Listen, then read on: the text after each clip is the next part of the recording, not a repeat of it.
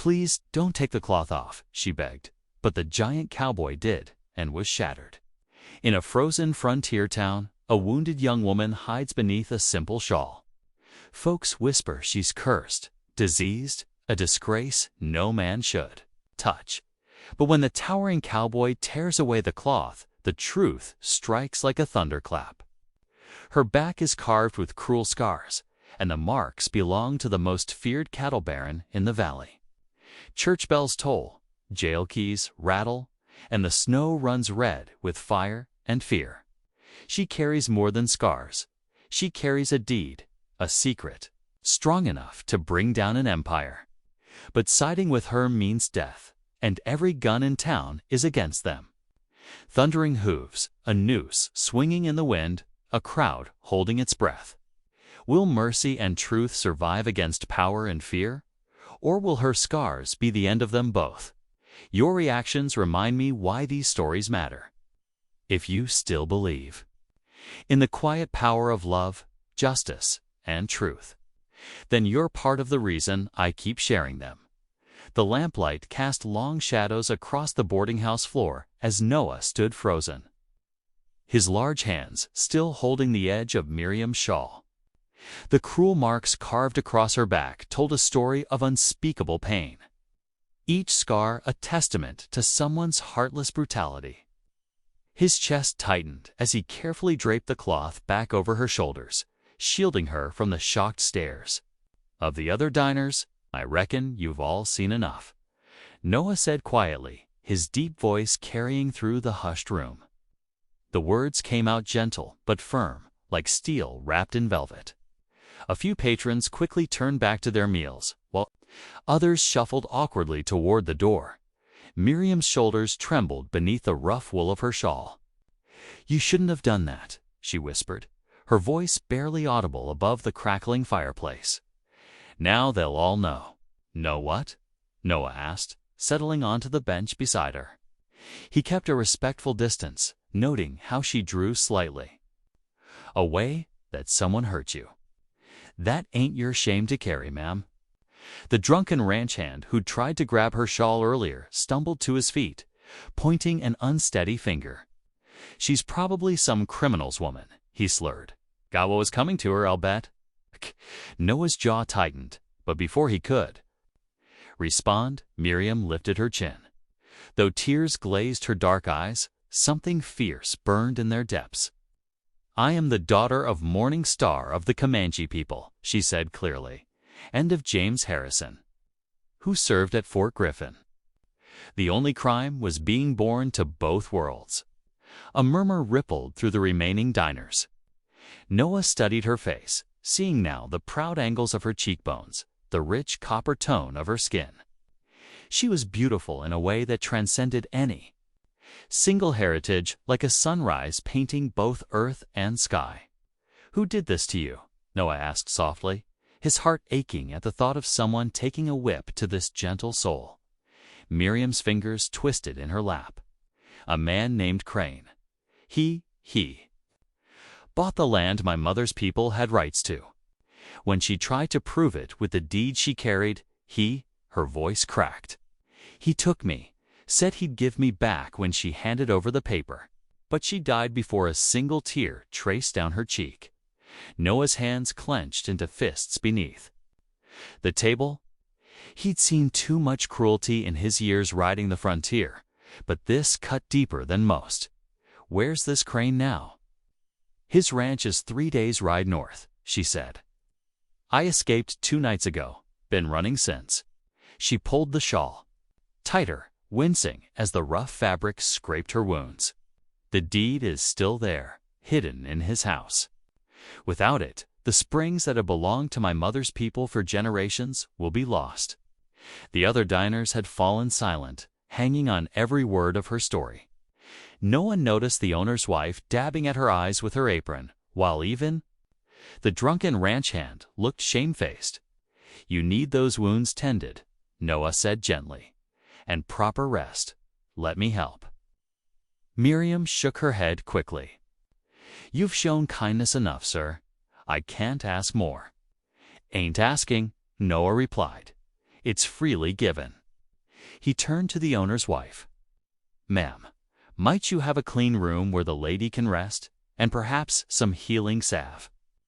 The woman nodded vigorously. Of course, of course."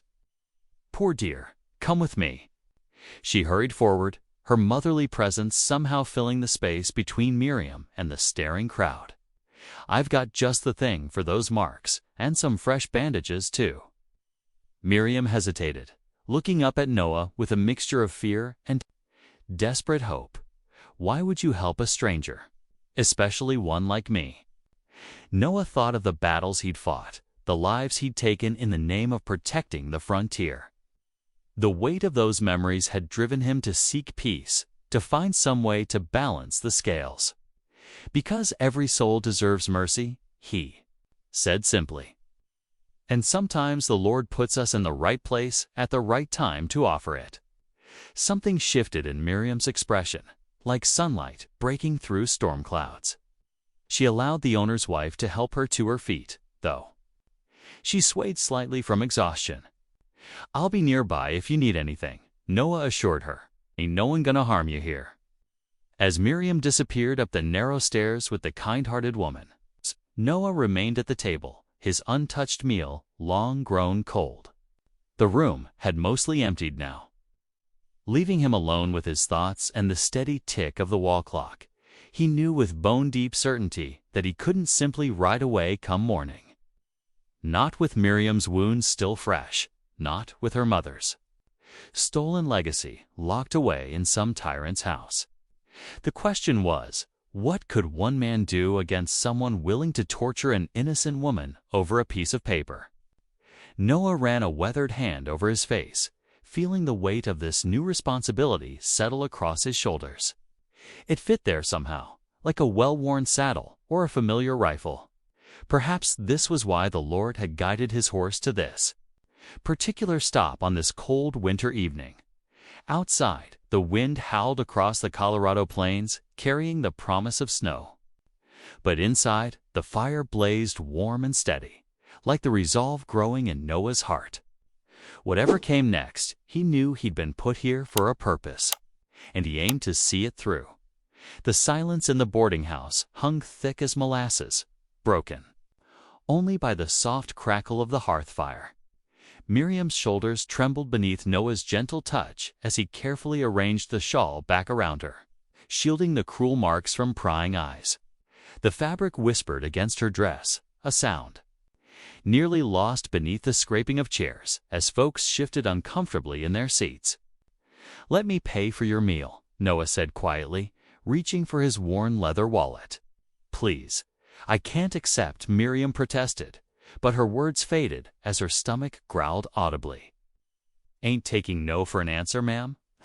Noah placed coins on the table with a quiet clink. The sound seemed to break the spell of stillness that had settled over the room. "Fool's gonna ruin himself, mixing with her kind," someone muttered just loud enough to be heard. Others joined in with disapproving whispers that scratched at the air like dry leaves. Noah ignored them, offering his arm to Miriam. "Best we find. You proper shelter for the night." She hesitated before accepting his support, her small hand barely touching his sleeve. Together they walked to the door, their footsteps echoing on the wooden floor. The owner's wife, who had helped earlier, pressed a small jar of salve into Miriam's free hand as they passed. Outside, the bitter wind had teeth.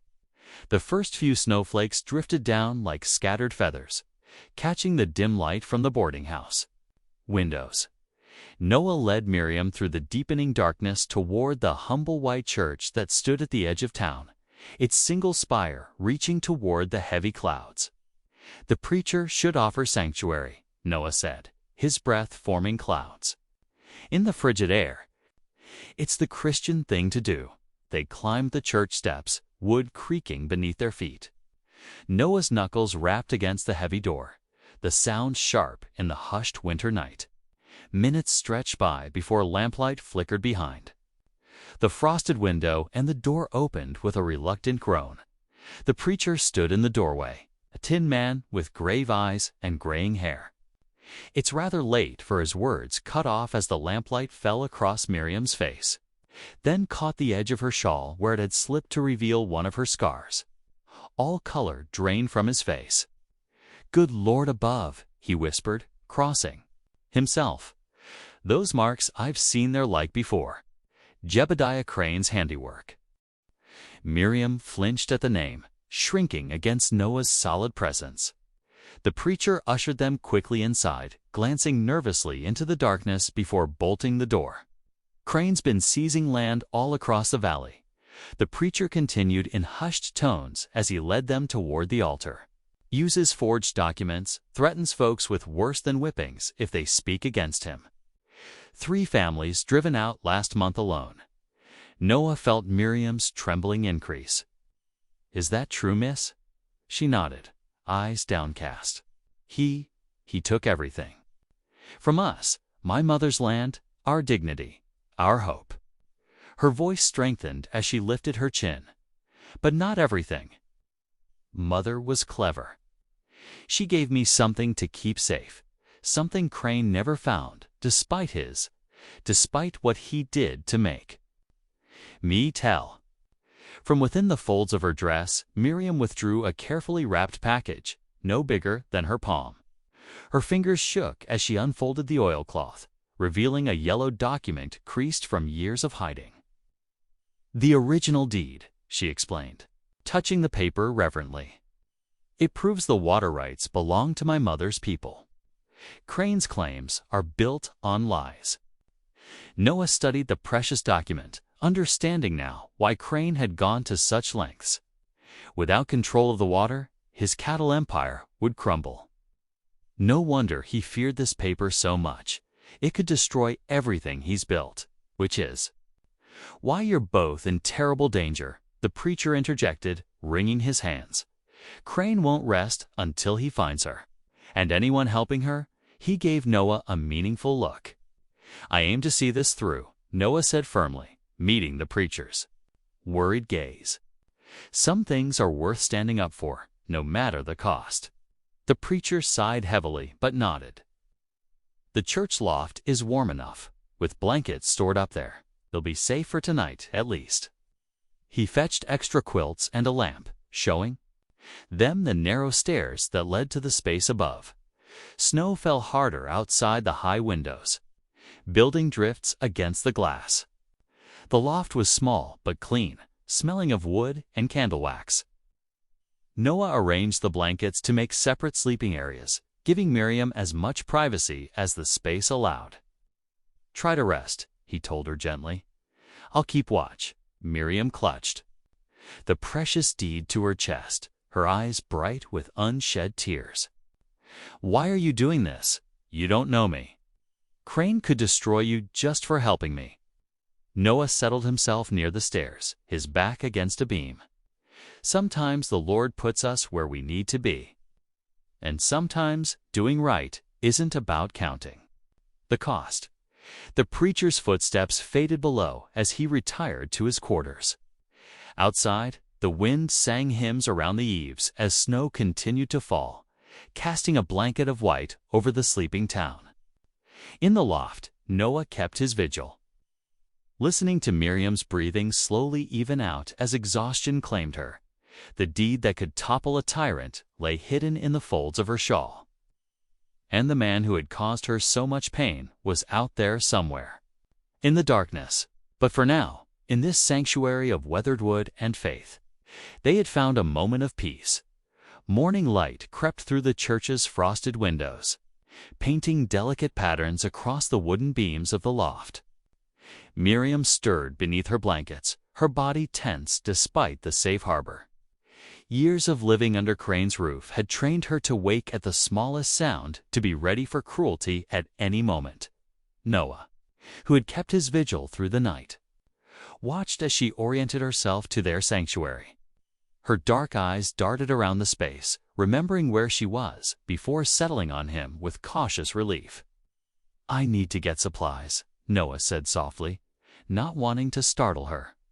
"We can't stay here long. Too many folks know where to find us." Miriam nodded, pulling her shawl tighter. I have a few coins saved. Keep them, Noah insisted gently. You might need them later. The floorboards creaked under his boots as he descended the loft stairs. Outside, the morning air bit sharp and clean, the fresh snow crunching beneath his feet as he made his way to the general store. The bell above the door announced his entrance with a cheerful jingle that seemed at odds with the wary looks he received. Old Tom Miller, loading flour into his wagon outside, caught Noah's sleeve. Word travels fast in these parts, son. Crane's got eyes everywhere. He'll hear about the girl. Reckon he will, Noah replied evenly, though his jaw tightened at the thought. Inside the store, Mrs. Henderson watched him carefully as he selected supplies: dried beans, salt pork, coffee, matches. He added a thick wool blanket to his pile, then paused by a shelf of Bibles. After a moment's consideration, he chose one bound in simple brown leather. You're playing with fire, Mr. Boone, Mrs. Henderson said as she wrapped his purchases. Crane don't take kindly to folks interfering with his business. Ma'am, sometimes right and wrong ain't about what's kindly taken. Noah paid for the goods and stepped back into the bitter morning. When he returned to the church, he found Miriam standing at the window, her slim figure tense. There are men watching, she whispered. They've been riding past, looking up here. Noah glanced out. Sure enough, two riders moved slowly down the street, their attention fixed on the church. Time, we moved on. I've got a line shack, about 6 hours' ride. It ain't much, but it's private. They slipped out through the back of the church. Noah's horse nickered softly in greeting as he loaded their supplies into his saddlebags. The morning sun glinted off ice-crusted snow as Noah helped Miriam mount behind him. Her arms circled his waist hesitantly as they set out, her touch light as a butterfly's wings. The road stretched before them, rutted with frozen wagon tracks. Every now and then they passed other travelers' freight wagons loaded with winter goods, families in covered sleighs, lone riders who stared too long. Miriam's grip would tighten whenever anyone passed. Her face pressed against Noah's coat to hide from curious eyes. As the miles slowly unfolded, Miriam began to speak. Her voice was soft, nearly lost in the creak of leather and the steady clip of hooves against frozen ground. My mother was Comanche, she said. She met my father when he was stationed at the fort. He was a soldier kind, she always said. They married proper, but neither of their peoples approved. She paused, gathering strength. They both died of fever when I was small. Crane's wife took me in as a servant, said it was Christian charity. But after she passed, her voice caught. That's when things changed. Noah listened, his heart heavy with her words. The winter sun climbed higher, casting their shadow long across the snow. I learned to be quiet, to listen without being seen. Miriam continued. That's how I knew about the deed. Crane would meet with men late at night, planning how to take control of all the water rights in the valley. But my mother's people had been granted their share by the territorial governor himself. She hid the proof where Crane would never find it. The afternoon wore on as they rode. Wind-carved ice crystals sparkled on fence posts and tree branches. Finally, as dusk began to settle, Noah's line shack came into view, a sturdy little building of rough-hewn logs tucked against a stand of pine trees. It ain't much, Noah said as he helped Miriam down from the horse. Her legs were unsteady from the long ride. But it's warm once you get a fire going. Inside, the cabin was cold but clean. Noah busied himself with the stove while Miriam stood in the center of the single room, taking in the simple furnishings: a narrow bed, a table with 2 chairs, shelves stocked with basic provisions. Soon, the fire caught and began to warm the space. The aroma of cooking beans filled the air as darkness gathered outside. Noah gave Miriam the new Bible wrapped in brown paper. Her fingers traced the cover reverently before opening it. Thank you, she whispered, her eyes bright with tears. For everything. After their simple supper, Miriam knelt by the stove, its glow painting her face in gentle light. Her lips moved in silent prayer, offering thanks for this refuge, this moment of peace. Noah watched as exhaustion finally overtook her head nodding toward her chest. "Take the bed," he said softly. "I'll sleep by the fire." Miriam didn't argue, too tired to protest.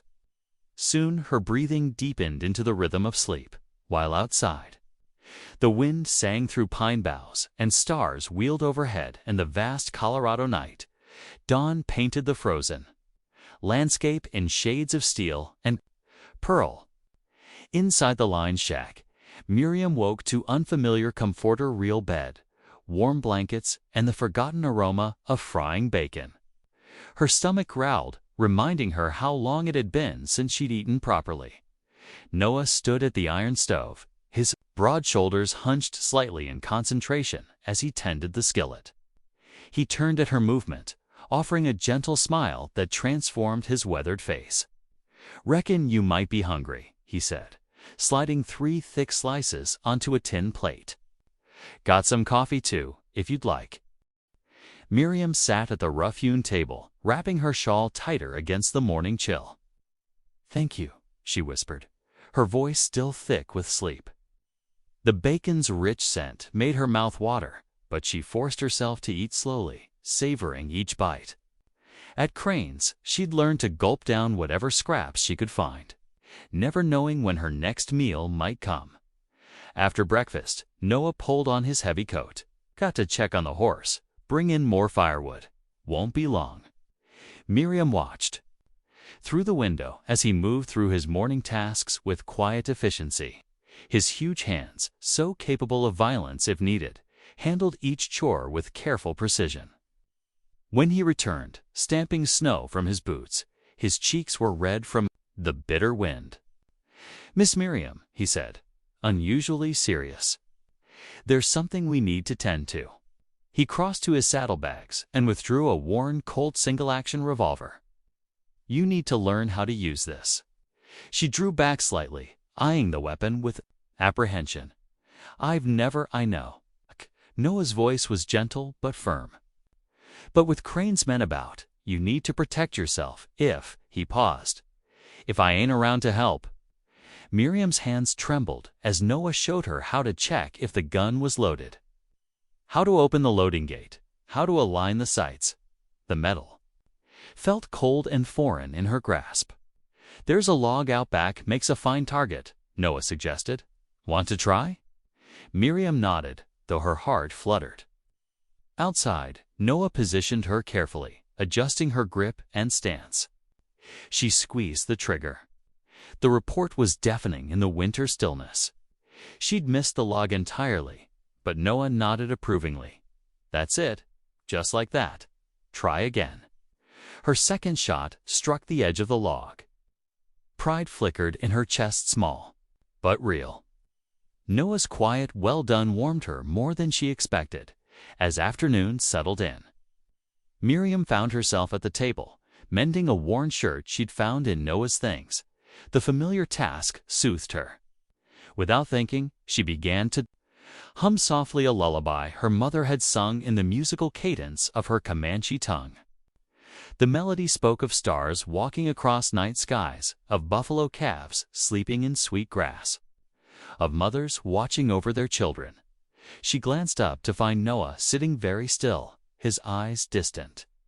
"I'm sorry," she said quickly. "I didn't mean to disturb." "No," he said roughly. "Please, it's nice. Reminds me of my own mama, singing hymns while she worked." He cleared his throat. "Been a long time since I heard music." The evening drew them back to the stove's warmth. Noah had made a simple supper of beans and cornbread. They ate in comfortable silence until Miriam spoke softly. "When things were worst at Crane's, prayer was all I had. Each lash, each cruel word, I'd offer it up to God." Sometimes she touched her scarred back unconsciously. "Sometimes it was the only thing that kept me breathing." Noah stared into his tin cup. Lost my faith during the border wars, he admitted. Did things, saw things, no man should. Spilled blood I had no right to take. His massive shoulders hunched. Don't reckon God has much use for the likes of me anymore. No. Miriam's voice was surprisingly strong. God's mercy is bigger than all our shame. He can heal any heart, redeem any soul that turns to him. Her small hand reached across the table, resting light as a feather on his wrist. Even the most broken. Noah didn't pull away from her touch. Something shifted between them in that moment, tender, unspoken, as delicate as frost flowers on a window pane. The firelight played across their faces as they sat in understanding silence. Horses' hooves crunched through the snow outside, too close to be coincidence. Noah was on his feet instantly, rifle in hand, motioning Miriam to move away from the window. The rider paused, the horse's breath visible in the gathering dark. Long moments passed before the sound of hooves resumed. Fading into the distance, Noah laid his rifle across his knees as he settled into the chair by the door. His eyes never left the window, though exhaustion lined his face. Miriam wanted to tell him to rest, but she understood his vigilance. Instead, she spread her blanket on the floor near the stove, knowing he wouldn't sleep until he was certain they were safe. The fire crackled softly as night deepened around the little shack. Tomorrow's worries could wait. For now, they had warmth and food and a fragment of peace neither had known in far too long. 2 days passed in relative peace at the lined shack. The morning sun cast long shadows across fresh snow when Noah suggested they fetch water from the creek. Miriam wrapped herself in the thick wool coat he'd given her, and they set out together, their boots crunching through the crystalline crust. The creek ran swift beneath a lacework of ice, its edges adorned with delicate, frozen formations. Miriam paused at the bank, her breath catching at the sight. Hoarfrost sparkled on bare branches, and the air held that special stillness unique to winter mornings. For a precious moment, she forgot about whip scars and cruel men, lost in the pure beauty of the wilderness. Look, she whispered, pointing to where sunlight caught a cascade of icicles. They shimmered like diamond drops, transforming the humble creek into something magical. Noah watched her face light up, seeing the land through her wondering eyes. Mighty pretty, he agreed softly, though his gaze lingered more on her smile than the scenery. He hefted the water bucket, breaking through the thin ice at the edge to fill it. The peaceful moment shattered at the distant thunder of hooves. Noah's head snapped up, his body tensing. A rider appeared on the ridge above them, his horse lathered despite the cold. Boone, the man called down, his voice urgent. That you? Noah stepped forward, positioning himself between Miriam and the newcomer. What's the trouble, Mason? Crane's men are searching the valley. Mason's words tumbled out in steam-clouded bursts. Posted a reward in town yesterday, $500 for the girl's return. He glanced at Miriam, who had gone pale. They're checking every homestead, every line shack between here and the rail stop. Noah's hand tightened on the bucket handle until his knuckles went white. Much obliged for the warning, he said grimly. Best you ride on. Wouldn't want anyone knowing you spoke to us. Mason nodded, already turning his horse. God keep you. Both, he called over his shoulder as he disappeared back over the ridge. We need to go, Noah said, his voice low and urgent. Now, they hurried back to the shack, the water sloshing against the bucket's sides. Miriam's earlier peace had vanished, replaced by the familiar tension that kept her shoulders rigid and her eyes darting at every shadow. Inside, she went straight to her small bundle of belongings and withdrew a folded paper, worn soft at the creases. The deed, she said, spreading it carefully on the rough table. It's all I have left of my mother. Noah leaned close, studying the faded ink. The territorial governor's seal was partially obscured by years of handling, but still visible in the corner. The elegant script detailed water rights granted to a Comanche band, Miriam's mother's people for the creek that fed the valley. The date and signatures appeared genuine. "This is real," Noah said finally, his voice heavy with the weight of what that meant. "This proves Crane's claims are false." He must have known that's why he trailed off, his eyes darkening as they traced the scars visible at the edge of Miriam's shawl. "We have to take it to town," he continued after a moment. "Present it to proper authorities before Crane can stop us. It's the only way to end this." Miriam nodded, though fear flickered in her eyes like candlelight. "I know," she whispered. But last time I tried, her hand drifted unconsciously to her back. That evening, as shadows lengthened across the cabin floor, Miriam knelt beside her bed. "Will you pray with me?" she asked Noah softly. He hesitated, then lowered his large frame to kneel beside her. Miriam's clear voice rose in the dimness, asking for courage, for protection, for justice to prevail. Noah listened, his own words coming slowly at first, rusty with disuse. But as their voices mingled in the firelight, something eased in his chest, a tension he'd carried since the border wars loosened its grip just slightly. Later, as Miriam slept, Noah stood at the window. The moon had risen, painting the snow in silver light. His eye caught movement on the horizon, a thin column of smoke rising straight and controlled in the still air. Too controlled for a campfire. Seen enough military camps to recognize. The sign Crane's men were nearby, watching, waiting. He glanced at Miriam's sleeping form. She clutched the deed even in sleep, the paper crushed against her chest like a shield. The shack's walls suddenly felt thin as paper, offering little protection against the forces gathering outside. Tomorrow, they would need to move. But for tonight, Noah kept his vigil, rifle across his knees. As the fire burned low and the moon traced its path across the winter sky, the weight of their situation pressed down like a physical thing. The reward would draw every fortune hunter for miles.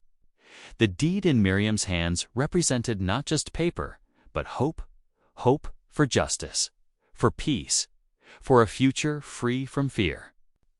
Noah watched her sleeping face, marked by suffering yet somehow untouched in its essential gentleness, and silently renewed his vow to protect her.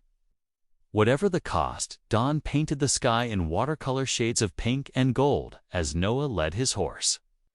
From the makeshift stable beside the lined shack, his breath formed clouds in the frigid air while he carefully adjusted the saddle blanket and cinched the straps. Miriam emerged from the cabin, the precious steed tucked safely inside her shawl, pressed close to her heart. "Rosal, B.I.C., Noah," warned, his deep voice gentle. "We'll have to take it slow." He offered his hand, helping her mount behind him. Miriam settled against his broad back, her arms wrapping around his waist for security. The horse's hooves crunched through the crusty snow as they set out. Ice glazed the rutted road, forcing them to pick their way carefully along the safest path. The morning sun offered little warmth, and Miriam burrowed closer to Noah's back, seeking shelter from the biting wind. After several hours of careful travel, encountered a wagon loaded with household goods. A family of settlers headed west peered at them with undisguised curiosity, giant of a cowboy with a mixed-blood woman riding double. The mother's kind eyes took in Miriam's thin face. "You look half-frozen, child," she said, reaching into their stores. She pulled out a loaf of dark bread, still warm from their morning fire. "Here, share this between you." "Much obliged, ma'am," Noah said, accepting the offering. He broke the bread in half, passing a portion back to Miriam.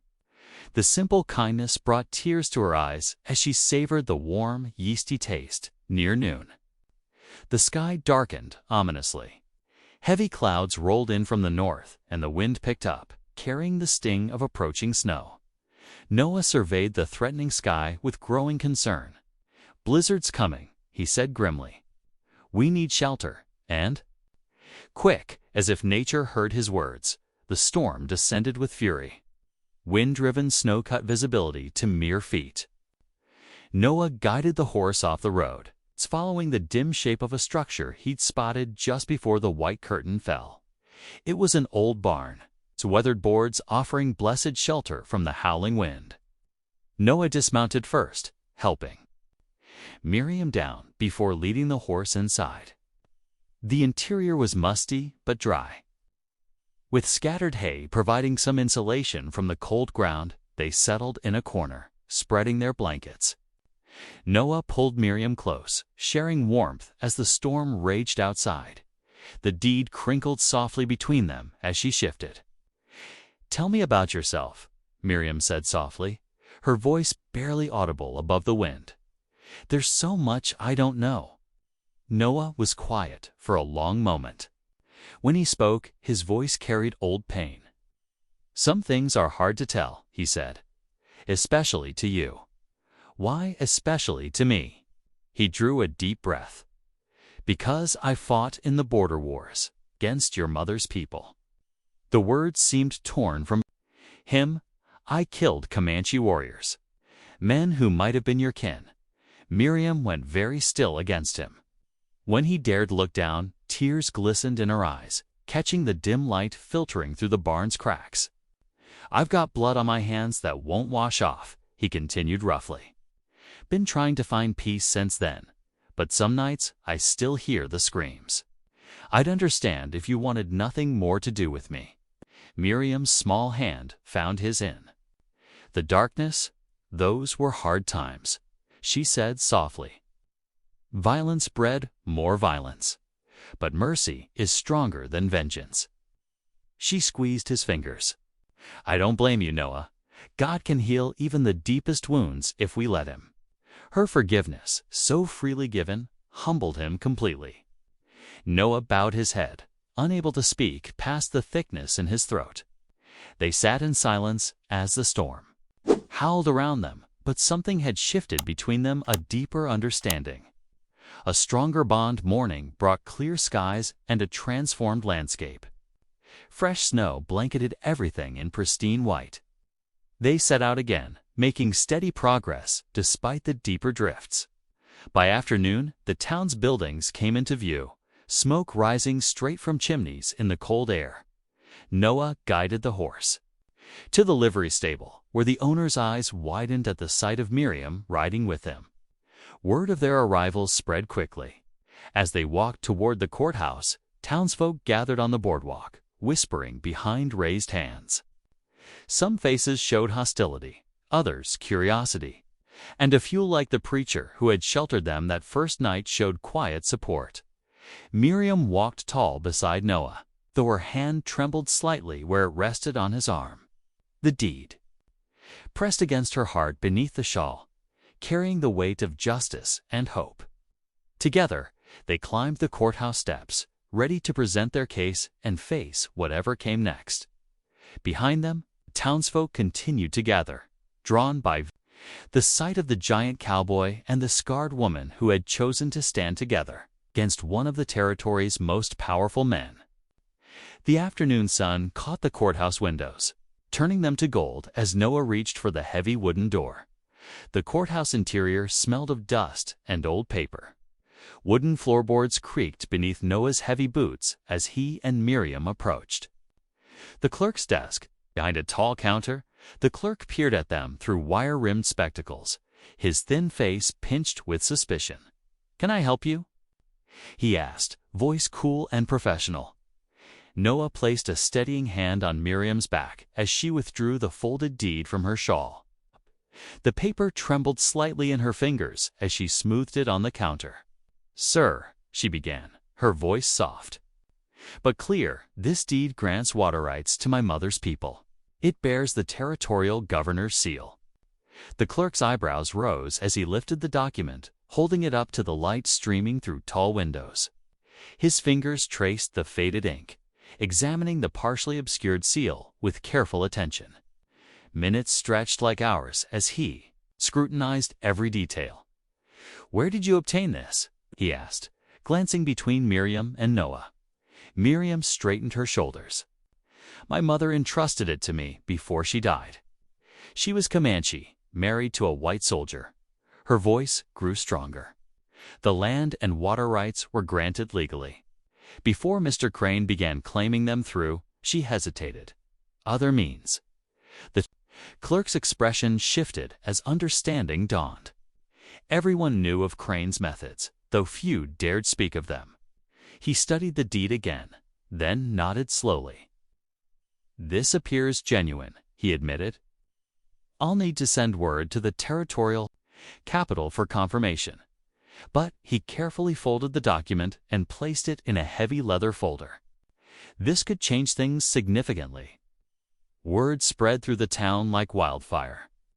By late afternoon, people gathered in small clusters along the street, talking in low voices.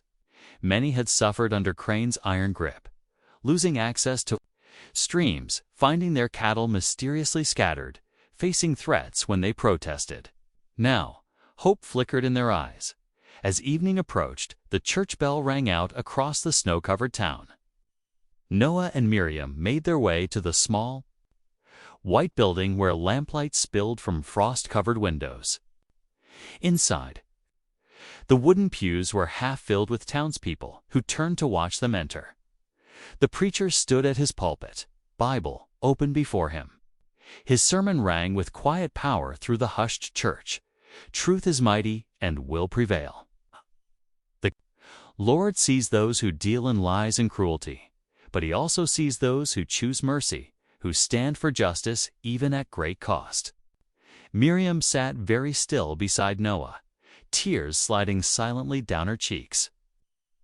His large hand found hers, offering wordless comfort. The preacher's words wrapped around them like a warm blanket. Perfect love casts out fear.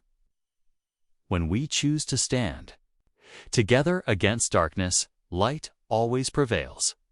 After the final hymn faded, something remarkable happened. Instead of hurrying past with averted eyes, several townspeople approached Miriam.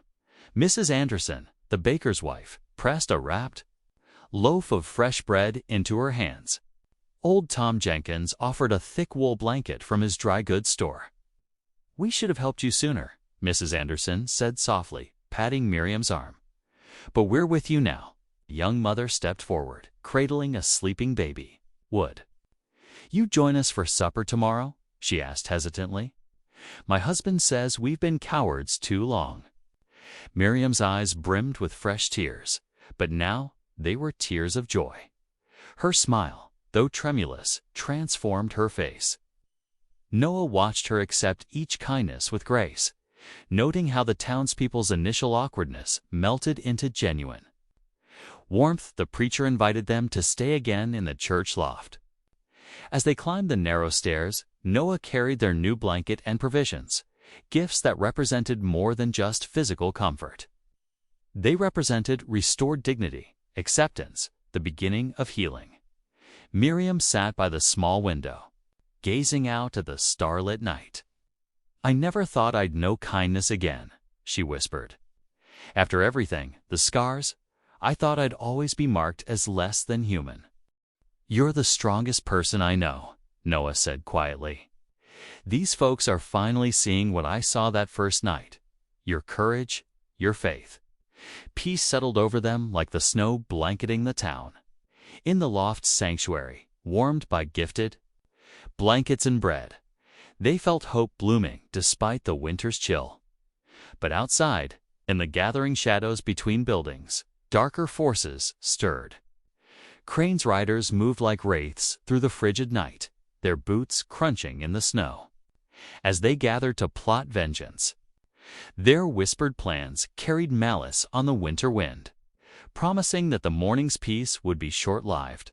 The sound of their movements carried faintly up to the loft, where Noah sat awake, keeping watch. His hand rested near his rifle, ready to defend what was right, no matter the cost. Through the window, the moon cast silver light across Miriam's sleeping face. Peaceful, despite the gathering storm. Morning sunlight sparkled on fresh snow as Noah and Miriam stepped out of the church. The air held a crisp bite, but the warmth of last night's acceptance lingered. Outside the general store, Mrs. Peterson waved them over, her weathered face creasing in a tentative smile. "I have some fabric scraps that might be useful," she said, pressing a bundle into Miriam's hands, for mending and such. Miriam's fingers traced the colorful pieces. "Thank you," she whispered, clutching the gift close. "Your kindness means more than I can say." Other townsfolk nodded as they passed, offering quiet greetings. Some even stopped to share brief words of encouragement. Noah watched as Miriam's shoulders gradually relaxed, years of tension easing from her frame. The peace shattered at noon. Hoofbeats thundered down the main street, commanding attention. Jebediah Crane rode at the head of 6 armed men, their horses' breath steaming in the cold air. Crane sat tall in his expensive saddle, his black coat immaculate, his face twisted with barely contained rage.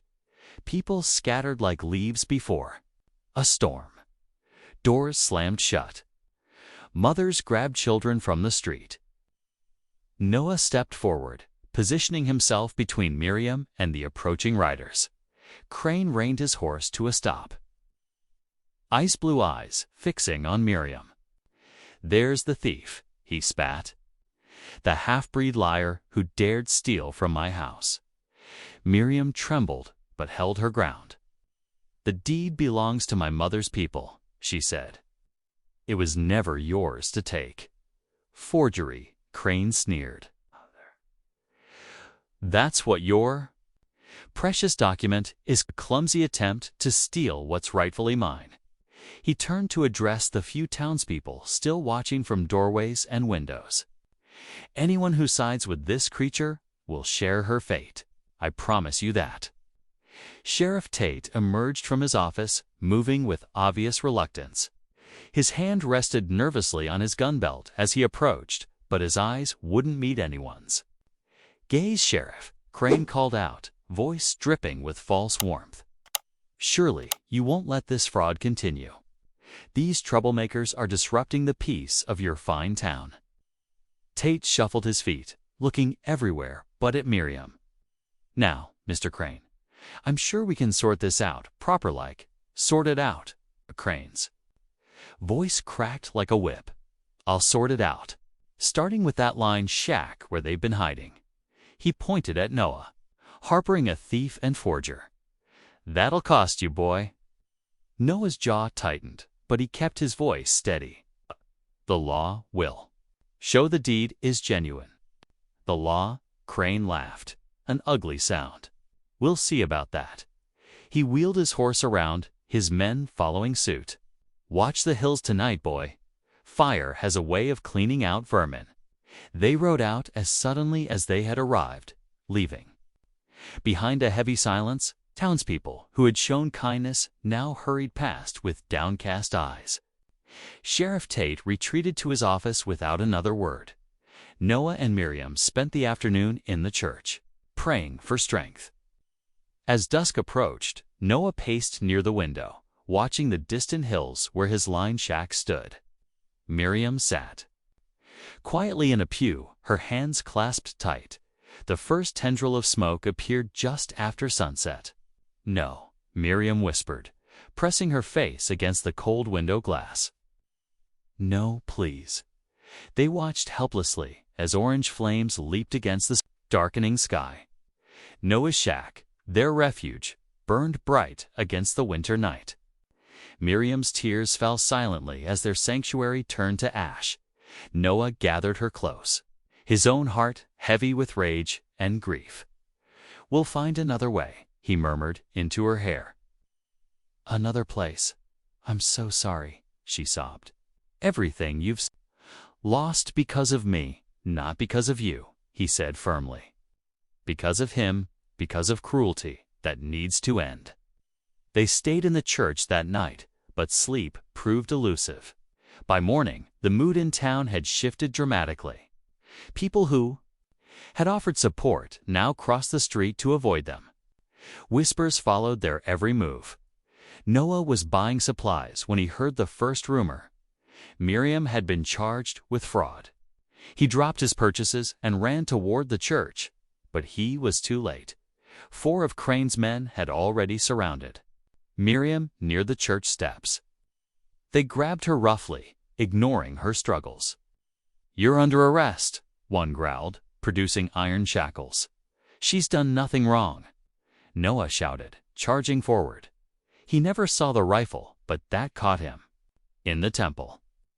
Pain exploded through his skull as he crashed to the snow. Through blurring vision, he watched helplessly as they dragged Miriam toward the jailhouse. "Noah!" she cried out, fighting against their grip. Noah. Blood trickled into the snow as Noah tried to rise, only to collapse again.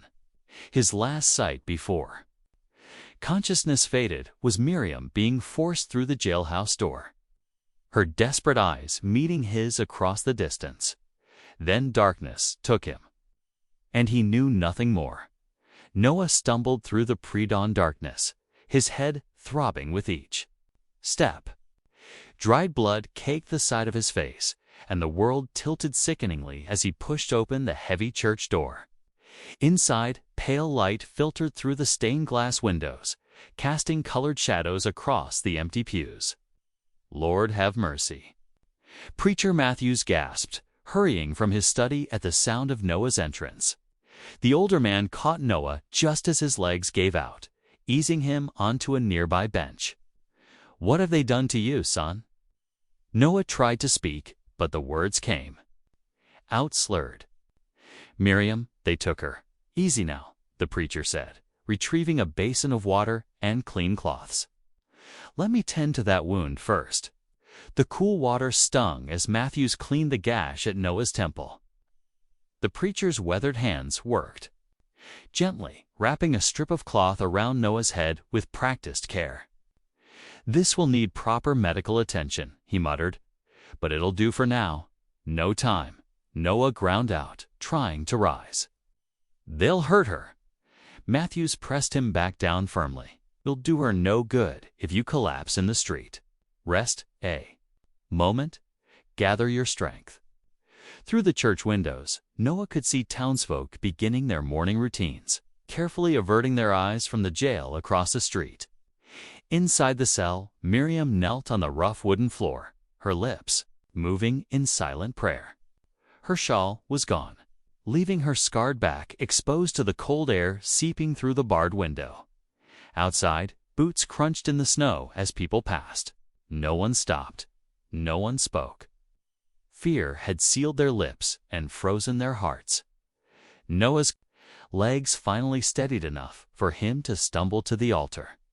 He fell to his knees, gripping the rail until his knuckles turned white. "God," he whispered, his voice breaking, "I ain't asked for much in recent years.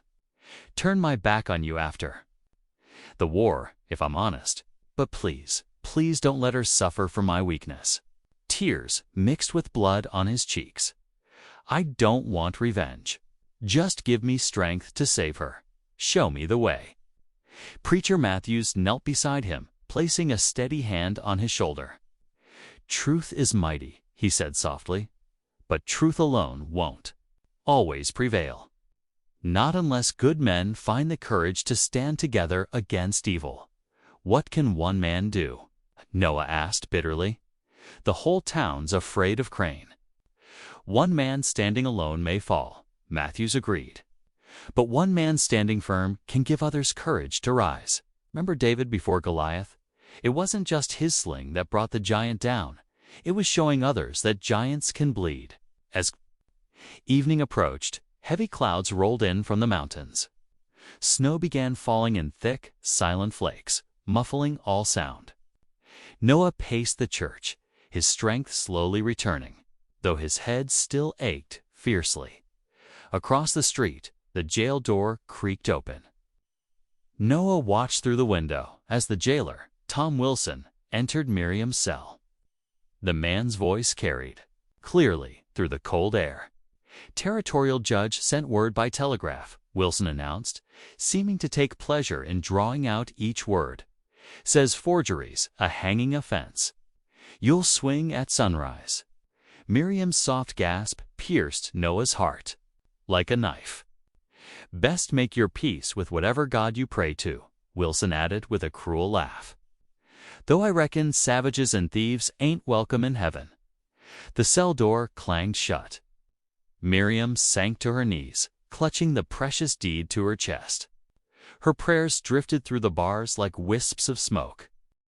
"Creator of all things," she whispered in the gathering dark, "if this be your will, grant me courage to face it. But please, watch over Noah.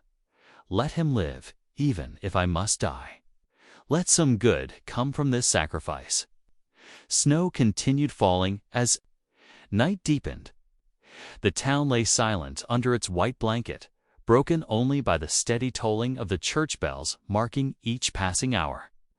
Noah remained kneeling before the altar, his prayers becoming more desperate with each chime.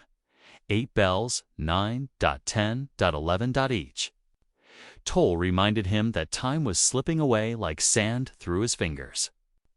Miriam's life, as precious to him now as his own, measured out in rings of bronze. "Lord," he pleaded, "show me what to do. Give me wisdom to see your path." The bells tolled midnight, their sound echoing across the snow-hushed town. In her cell, Miriam shivered and prayed. In the church, Noah's hands clenched as he realized that sunrise and death drew ever closer through the endless night. Noah paced the church floor, his boots echoing against the wooden planks. Violence would only bring more bloodshed. He had seen enough of that in his life. There had to be another way. The preacher's lamp cast dancing shadows as Noah sat heavily in a pew, his bruised body aching. His fingers traced the rough grain of the wooden bench as his mind worked. Suddenly, he straightened. "Do you have paper and ink?" he asked the preacher. Matthews nodded, retrieving the items from his study. Noah's hand trembled slightly as he wrote, but his words were clear and urgent. He detailed Miriam's plight and the false charges against her, explaining how Crane meant to hang her at dawn. Billy Noah called softly to the preacher's young helper, who slept in the church loft. The boy's tousled head appeared at the railing. "I need you to ride hard. Follow the creek north until you reach the Comanche winter camp. Ask for Grey Wolf. He's Miriam's uncle. Give him this note and tell him his sister's daughter needs him." Billy's eyes widened, but he nodded solemnly. Minutes later, the sound of galloping hooves faded into the snowy night.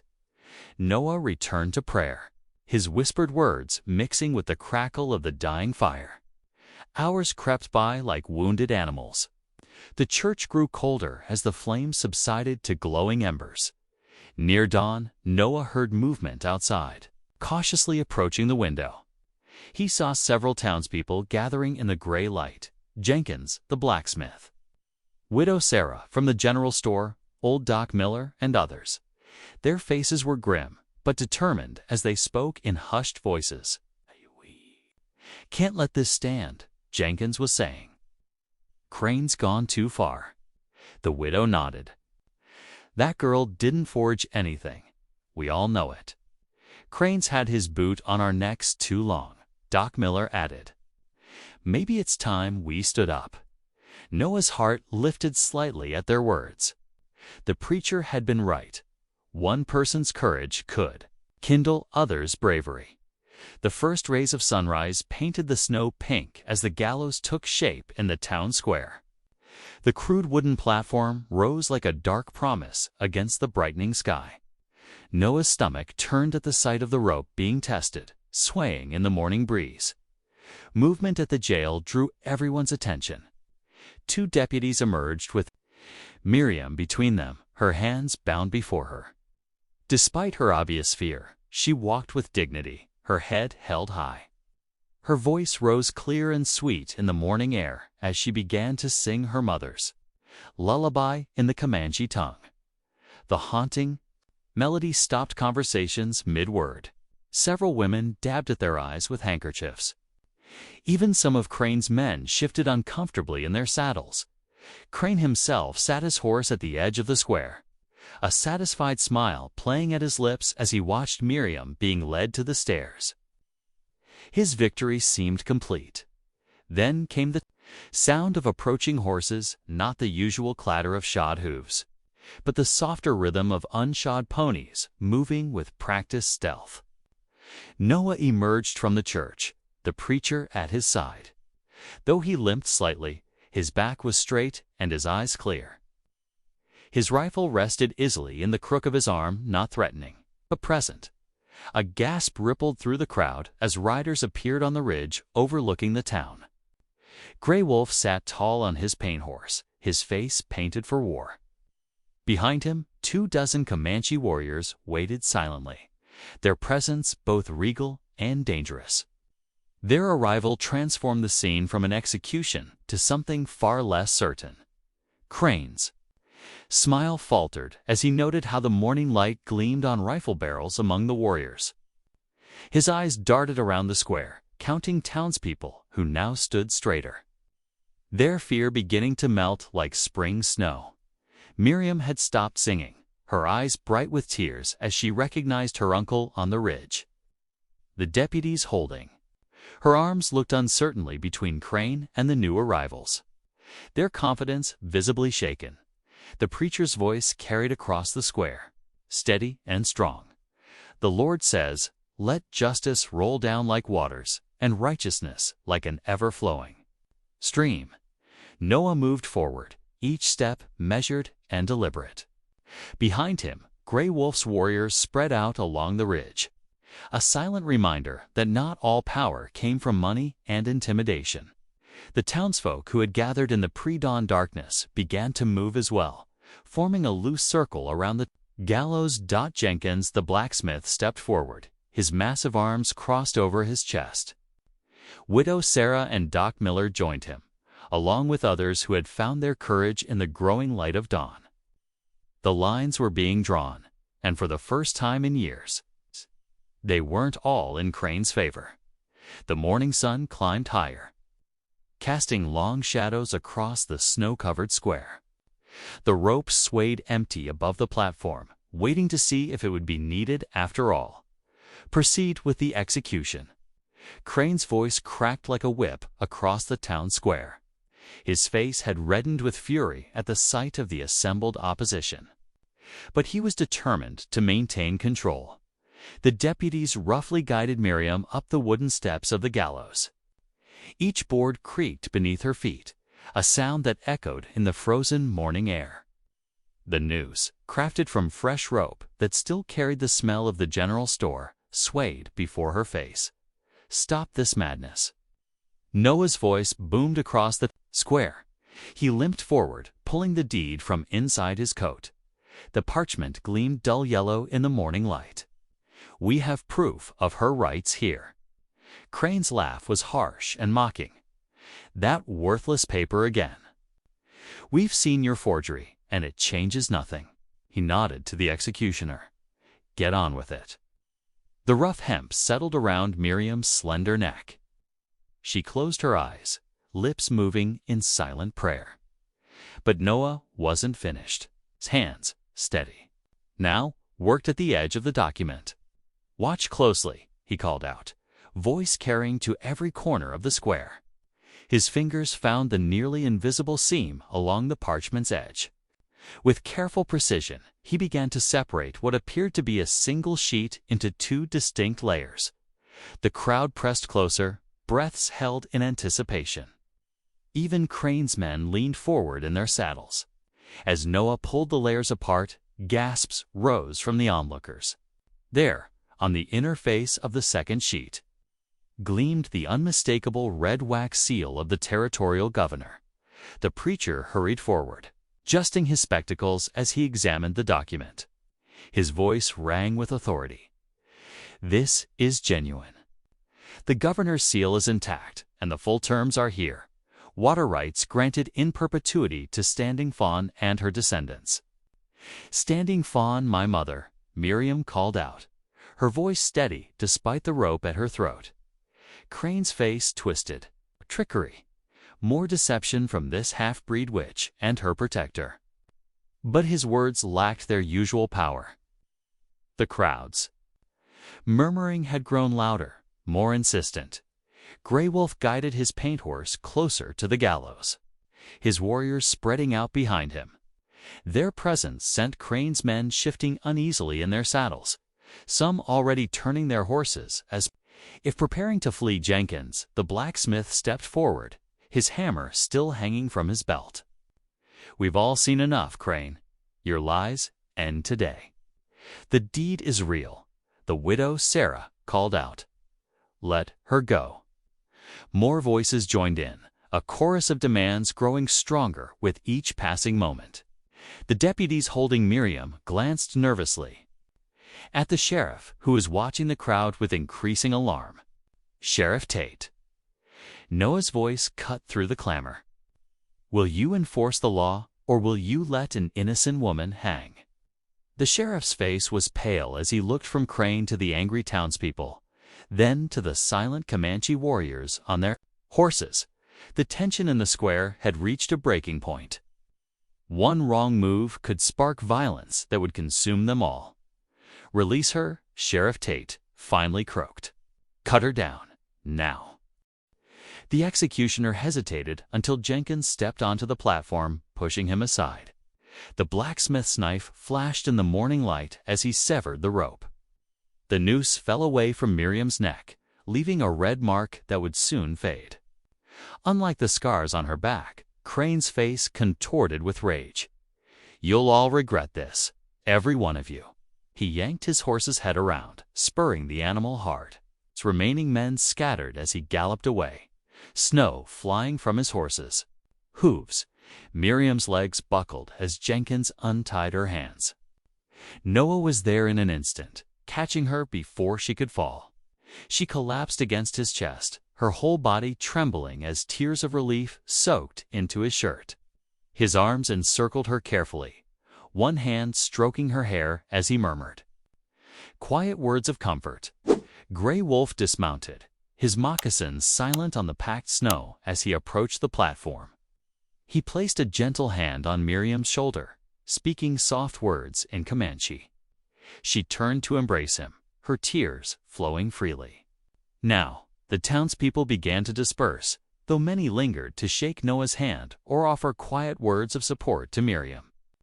The widow Sarah draped a warm shawl around the young woman's shoulders, while Doc Miller insisted on checking the rope burn on her neck. Snow began to fall again, fat flakes drifting down to dust the empty gallows. The rough wood that had so nearly been an instrument of death now stood as a testament to justice preserved, to truth revealed, to courage rewarded. The cut rope dangled uselessly, all its threat dissolved like snow in spring sunshine. The preacher carefully folded the precious deed, handling the ancient parchment with reverence before returning it to Noah. Miriam's fingers intertwined with Noah's as she accepted the document, holding close this proof of her heritage and her rights. The morning light strengthened, glinting off the snow and casting long shadows from the empty gallows across the town square. The danger had passed, justice had prevailed, and in its wake came a peace as pure as the newly fallen snow. The town square slowly emptied as people drifted away from the gallows. Sarah Miller, the baker's wife, was the first to approach Miriam with a warm smile and open arms. "Come with me, dear," she said, patting Miriam's shoulder. "I've got fresh bread waiting at the shop." Other women joined in, their earlier fear replaced by motherly concern. Mrs. Thompson brought a steaming pot of stew, while Jenny from the mercantile arrived with a bundle of clean clothes. Noah watched, leaning heavily against a post as exhaustion crept into his bones. His injuries from the beating throbbed, but seeing Miriam surrounded by kindness eased his pain. Men who had previously crossed the street to avoid her now tipped their hats respectfully as they passed. "Let's get you both to the church," the preacher said, noting Noah's fatigue. "You need rest, son." Gray Wolf and his warriors remained mounted nearby, their presence a quiet reminder of the morning's victory. The preacher approached them, his head bowed respectfully. "We are grateful for your aid," he said, looking up at Gray Wolf. "You chose to stand for justice without raising weapons. That wisdom helped prevent bloodshed today." Gray Wolf nodded solemnly. "The Great Spirit teaches us there are times for war and times for peace. This day called for peace." Inside the church, women bustled around Miriam, settling her in a comfortable chair near the stove. Noah sank onto a nearby bench, watching as she accepted a bowl of stew with trembling hands. Her uncle dismounted and entered the church, his moccasins silent on the wooden floor. Gray Wolf spoke to Miriam in Comanche, his weathered face gentle.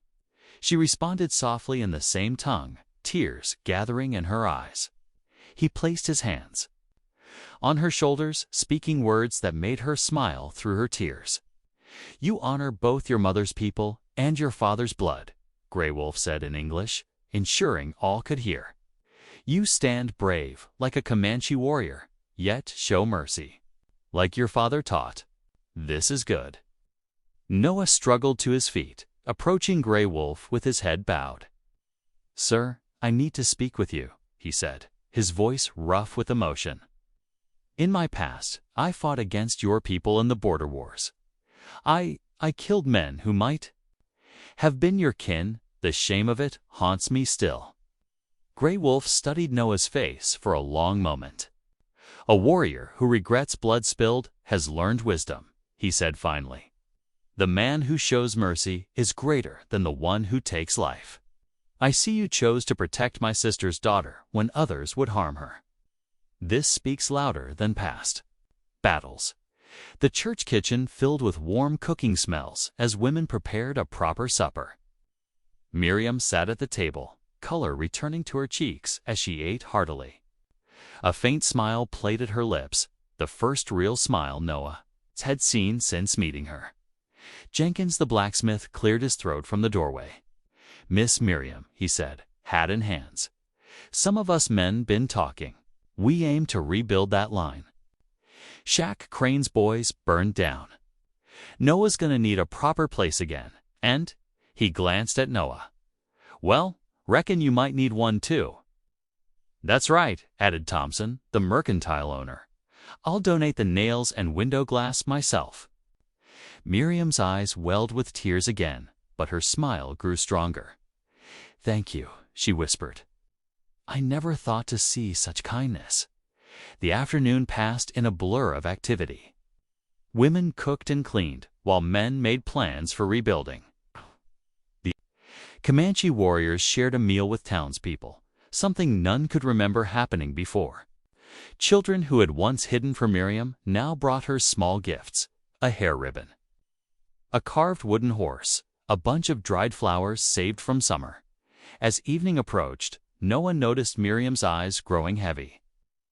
He helped her to a small room off the church proper, where the preacher's wife had made up a cot with clean linens. "You should rest," he said softly, tucking a warm quilt around her shoulders. "You're safe now." "Noah!"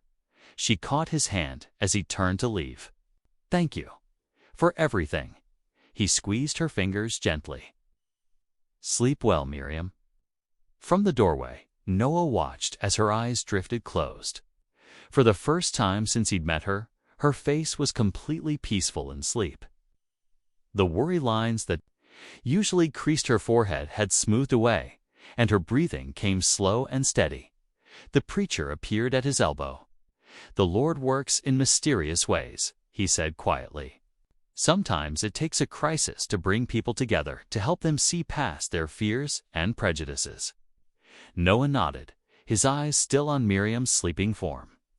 The last rays of sunset filtered through the church's stained glass windows, painting her face in soft colors.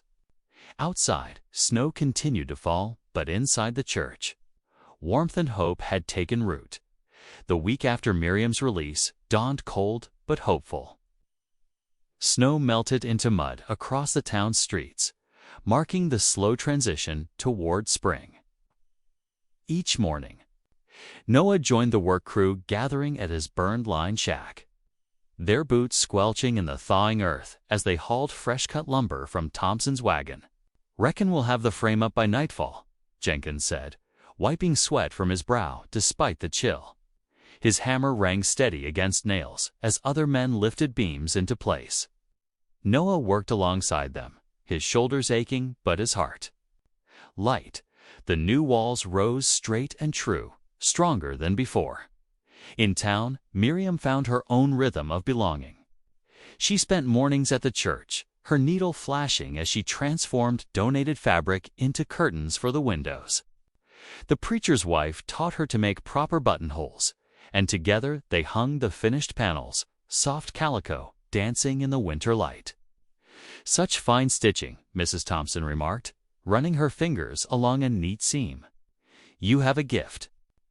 Dear Sundays brought special joy as children gathered for the meal after services.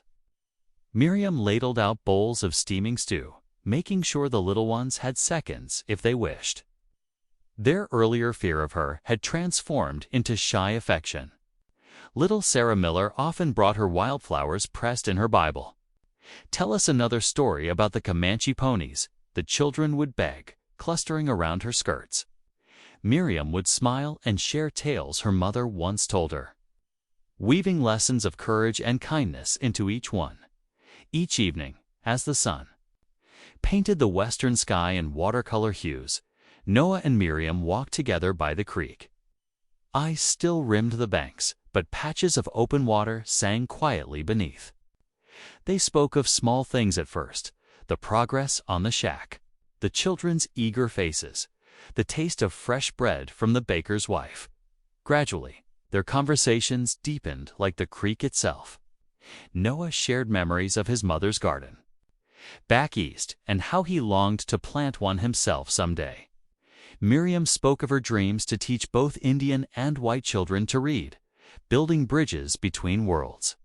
"The Lord has a way of making beauty from ashes," the preacher told them one evening, finding them deep in conversation after services. "I see his hand in how this town has changed." Even old Mr. Jenkins, who once crossed the street to avoid Miriam, now tips his hat and asks after her health. It was true. Crane's iron grip on the valley had crumbled like spring ice. Though he hadn't been seen since fleeing the failed hanging, his absence allowed truth to flourish. Settlers who had feared challenging his water rights now openly supported Miriam's claim. The territorial governor's office sent official confirmation the deed was genuine. The water rights legally hers. One particularly fine evening, when sunset painted the clouds like rose petals, Noah led Miriam to their favorite spot by the creek. The air held the first hint of spring warmth, though patches of snow still dotted the banks. Noah's hands trembled slightly as he helped her. "Across the slippery stones, Miriam," he said softly when they reached the other side. "I've been thinking." He cleared his throat, suddenly awkward despite all they'd been through together. "That is, I've been praying about something important." She turned to face him, her dark eyes gentle with understanding. Noah took a deep breath and slowly, carefully lowered himself to one knee in the damp earth. "I know I ain't much," he said, his voice rough with emotion. "Just a line rider with a half-built shack and too many hard memories. But if you'd allow it, I'd like to court you proper. To build something new together, something that might help heal all the hurts that came before." Miriam's cheeks flushed pink as sunset. "My heart already knows its home," she whispered. "It's been yours since you first showed me kindness in that boarding house." Noah's eyes glistened as he reached for her hands.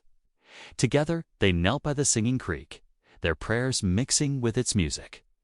They asked for blessing on their union, for wisdom to build a life that would stand as testament to God's redemption. "Let our love help heal what hatred tried to destroy," Miriam prayed softly in both English and Comanche. Let our home be a place where all are welcome, where old wounds can mend. The creek murmured its agreement as the first stars appeared. Above, Noah helped Miriam to her feet, and they walked back toward town hand in hand. Their footprints in the melting snow marked the beginning of a new path, one they would walk together. Spring crept into the valley like a gentle awakening, turning winter's harsh edges soft with promise. Snow retreated from the foothills and silvery rivulets, feeding clear streams that tumbled down to join the creek. Early wildflowers pushed through melting drifts, dotting the landscape with brave splashes of purple and gold. The small church stood freshly whitewashed against the April sky, its windows gleaming in morning light. Inside, townsfolk filled the wooden pews, their Sunday best brightened with colorful ribbons and flowers. Children fidgeted in starched collars and pressed skirts, while mothers dabbed at eyes already growing misty with happy tears. Noah Boone stood at the altar, his broad shoulders straight beneath his new black coat. His weathered hands clasped and unclasped nervously as he waited, but his face shone with quiet joy. The preacher stood beside him, Bible ready, offering an encouraging smile. "Steady now, son," he murmured. "Your bride's coming."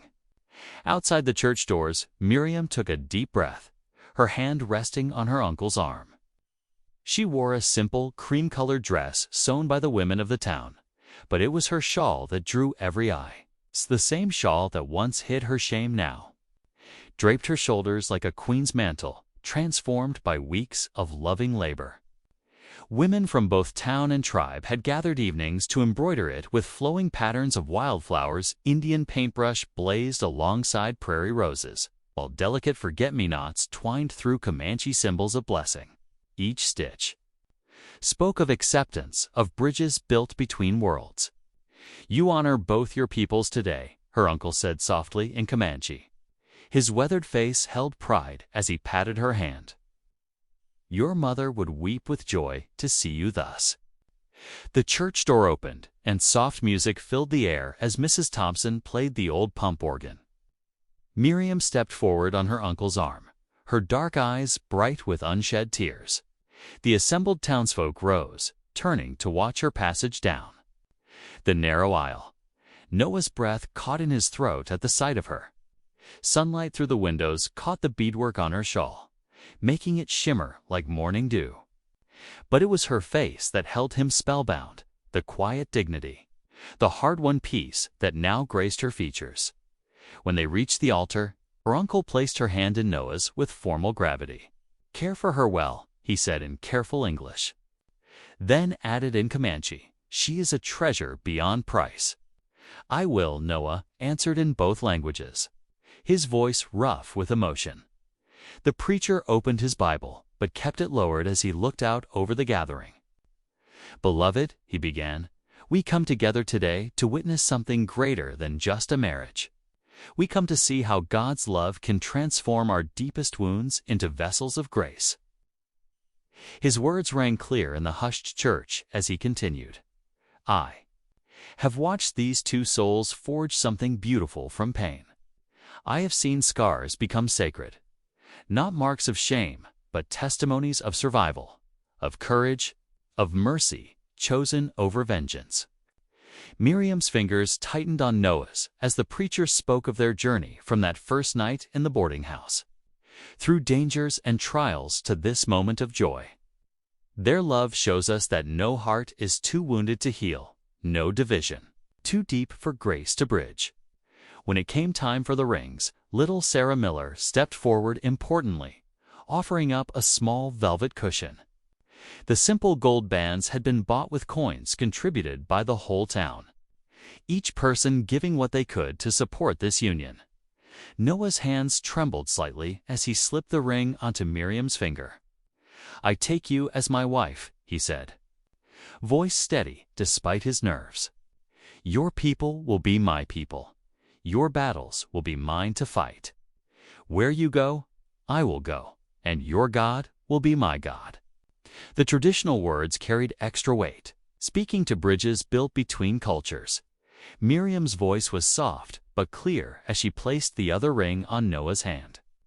I take you as my husband to walk beside through all seasons. Your home will be my home. Your sorrows, my sorrows to share. Your joys, my joys to celebrate. What God has joined together, let no man put asunder, the preacher proclaimed. I now pronounce you husband and wife. Their first kiss as married couple was gentle, reverent. The congregation erupted in cheers and happy tears.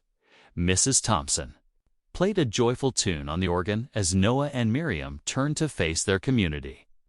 Hands clasped tight. Sunshine greeted them as they stepped out of the church. Children darted forward, scattering early spring blossoms in their path: violet, wild iris, golden buttercups, and tiny white stars of chickweed. The petals caught in Miriam's dark hair like a crown.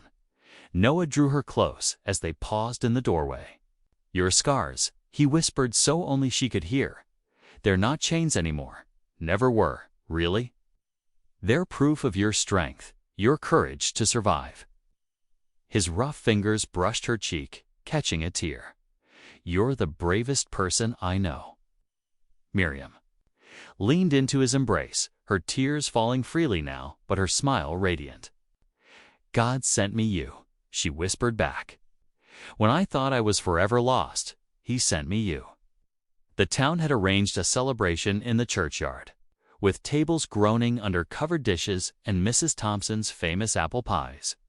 Children played tag between the adults' legs while the women served up plates of food. Even gruff old Jenkins was seen wiping his eyes more than once. Through it all, Noah and Miriam hardly left each other's side. They accepted congratulations and gifts with grateful hearts: quilts from the sewing circle, a handsome cook stove from the general store owner, beautiful beadwork from Miriam's Comanche kin. Beyond the churchyard, their rebuilt line shack rose against the spring sky. The community had worked together to make it larger and sturdier than before, with proper windows and a small front porch. Miriam's carefully tended flowers were already sprouting in boxes beneath the windows, promising. Summer blooms. The valley stretched peaceful around them, its waters flowing freely now that Crane's false claims had been broken. The deed that had caused such strife now ensured that both settlers and native people could share the life-giving streams, just as this gathering shared food and fellowship. As evening approached, Noah brought their horses around. He'd brushed them till they shone and braided bright ribbons into their manes. He helped Miriam mount, her wedding dress arranged carefully over the saddle, then swung up behind her. The setting sun painted the western sky in sheets of gold and rose as they rode toward their home. Cheers and well wishes followed them down the road. Miriam's embroidered shawl caught the light like wings as they crested the last hill. Two hearts made one, riding into their shared tomorrow behind them. The church bell rang out joyfully, its clear notes carrying across the valley like a blessing. The sound echoed off the hills and merged with the song of the flowing streams, as if all of creation celebrated this love that had grown from mercy's seeds. Thanks for watching. Stories like this shape us in ways we don't always expect. If something resonated, subscribe. I'm back tomorrow with another one worth hearing.